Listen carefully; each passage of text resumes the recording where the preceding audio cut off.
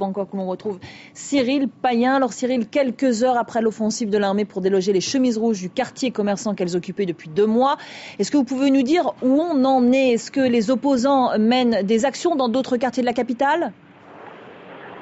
Eh bien écoutez, il semble-t-il oui, puisque la bourse de Bangkok se trouve non loin de l'épicentre de cette zone rouge dont je viens de sortir. Eh bien la bourse étant partiellement en feu, les sympathisants des chemises rouges, quand ils ont essuyé cet assaut final de l'armée, sont partis manifestement très très en colère, puisqu'ils ont mis le feu donc à un certain nombre d'autres édifices, comme à l'un des plus grands centres commerciaux de Bangkok, qui continue de brûler. Et vous l'avez dit, il y a une chaîne de télévision qui était souvent pointée du doigt, accusée par les chemises rouges d'être porte-voix du gouvernement, et bien qui est en feu avec, semble-t-il, vous l'avez dit, un certain nombre de personnes coincées dedans. Donc une tournure extrêmement dramatique après cet assaut très très violent, cet assaut final. Mais effectivement, la situation n'est pas du tout, loin de là, revenue à la normale dans les rues. J'étais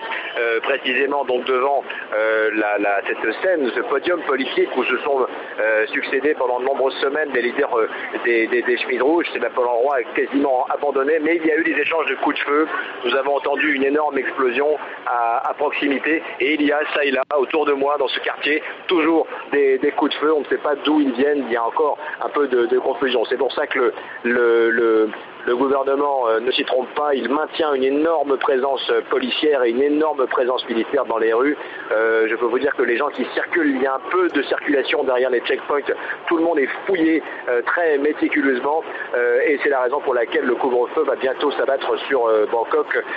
J'ajoute qu'il y a effectivement quelques poches de résistance, semble-t-il, avec des violences sporadiques, et notamment les abords au sud de la zone rouge où je me trouve, eh bien, qui ont vu beaucoup de scènes de guérilla urbaine ces derniers jours. Eh bien, il y a des incendies multiples. L'électricité a été coupée entièrement dans tout ce quartier, donc on vit encore des heures assez tendues, et il y aurait des violences rapportées dans certains endroits du nord et du nord-est du pays également. Merci Cyril Payen pour ces informations toutes fraîches en direct de Bangkok.